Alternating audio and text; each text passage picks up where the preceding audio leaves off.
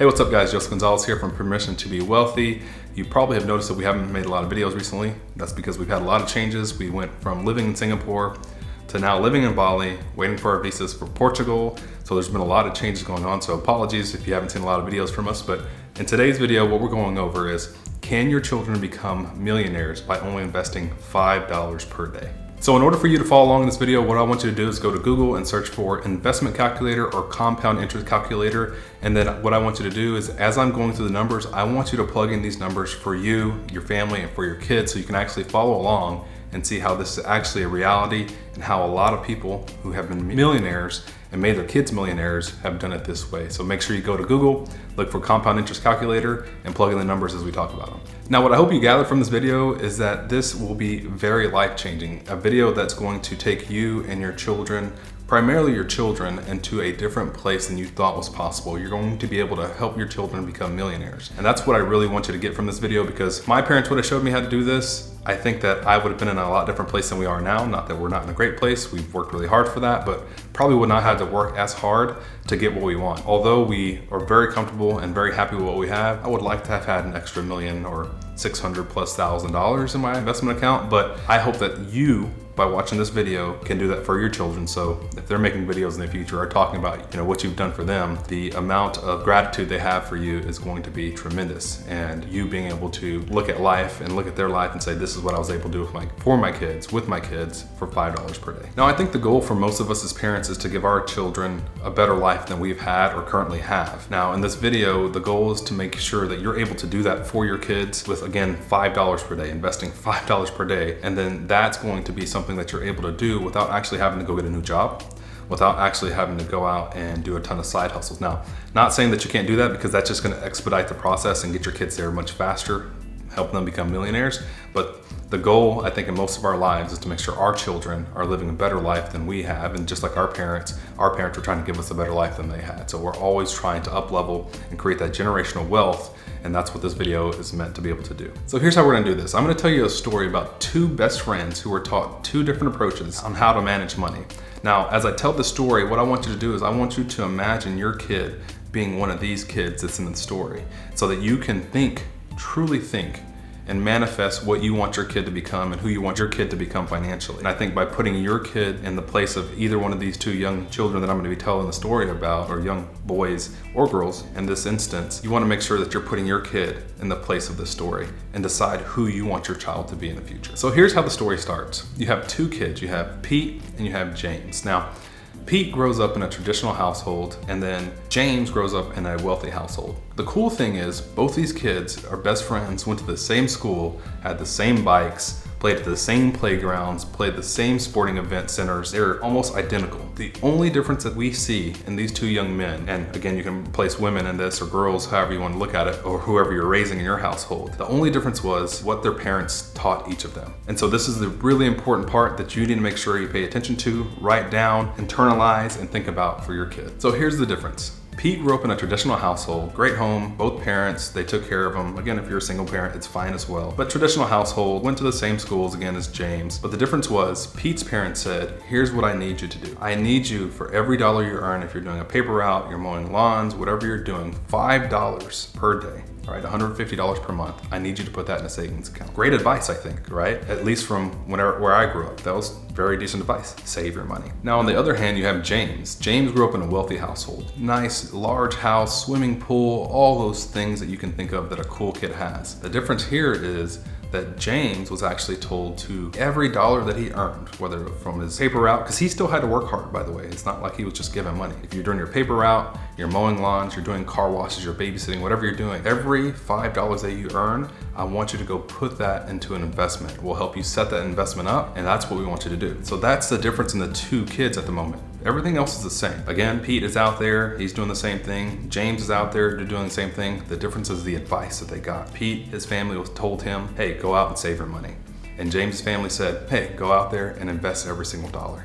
You're starting to see a little bit of a trend here that we're talking about. Not a lot of differences. They're making the same amount of money, The only difference is saving money versus investing money, and this is going to be a really interesting story at the end. 45 years down the road, these two kids, they've remained best friends. They continue to live life as they are. They're growing their families, but they stay in contact. They just live in different parts of the country. And after 45 years, they say, hey, let's meet up and let's just have a discussion and talk, you and I. We'll let our families keep going to school and doing everything they're doing. Let's just go for a weekend trip and let's have a conversation. So Pete and James, they start talking. They're at a bar or at a restaurant, wherever they are, they're having a conversation. And it's really funny because Pete's like, man, James, come to find out, you're as wealthy as your parents were, if not more wealthy. And here I am, I'm still living a similar life to my parents, although a little bit better. I am living a similar life to them financially as they did. And so Pete sits back and he's like, well, what's the difference? And James says, well, I've got a lot of money in savings. I got about $130,000 in savings. And Pete's like, well, I've got $1 million plus in my investment account. And that's where Pete sits back for a second and says, so you have an investment account and I have a savings account. And James is like, yeah, I thought we both were going to continue to do the same thing. We had the same jobs, we mowed the same lawns, we did all the same stuff all through high school. And even though we had similar jobs even coming out of high school, we still both said, hey, let's make sure we continue to put money away. I just thought, James, that you were also investing your money like I was. What are the things that we can take from the story? Well, one, James went out there, he did what his parents had told him to do, and he has about $130,000 saved. Pete went out and did what his family told him to do, and he has about $1 million plus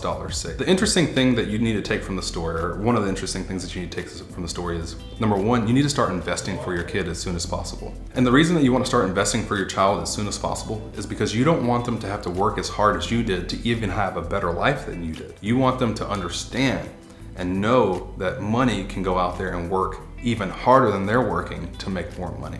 At a 10% compound interest per year, meaning if you invest in something like the S&P 500, which we'll talk a little bit about later, your kids are going to be in such a great place if you start teaching these strategies now. The other thing that I want you to take from this is, although saving your money is highly important, it's not going to be what helps you or your kids become wealthy. Now, it's a good starting point, but you need to start learning about investing and teach your kids about investing as soon as possible. The third thing that I want you to understand is, if you look at these two young boys, Pete and James, the only difference was the 10% compound interest. They invested the same amount of money, they had similar jobs, they made the same amount of money throughout their careers, but one invested and one saved. Let me give you a realistic look at this. After 45 years, right, these two young boys who became men, or you can put young girls who became women, each of them had totally different amounts of money in their total net worth.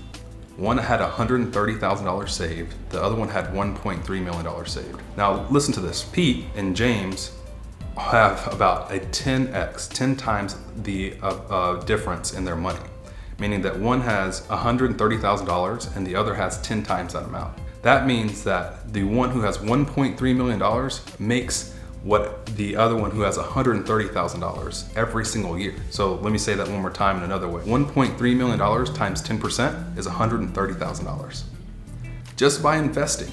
And now for the rest of his life, roughly every year, he makes what that person has, the other person has in their bank account, $130,000. So who do you want your kid to be? That's the question you have to ask. Do I want my kid to work hard every year to make the amount of money they need to make? Or do I want them at a certain point in their life, whether it be 30, 40, 50, whatever that age is, every year off just their investments, they make $130,000. I think that's a question you have to ask yourself. The other thing you have to ask yourself is, who were you in this story? Were you the kid that your parents told you, to go out and save every dollar? Or were you the kid who your parents told you to invest the money? If you were the first kid and your parents told you to save every dollar, you know what that feels like today. You don't know what it feels like to be the kid that's $1.3 million and making $130,000 just off your investments alone. But you have the choice to allow your kids to become those kids, to become that adult who just has millions of dollars sitting in their investment account that they can live off of.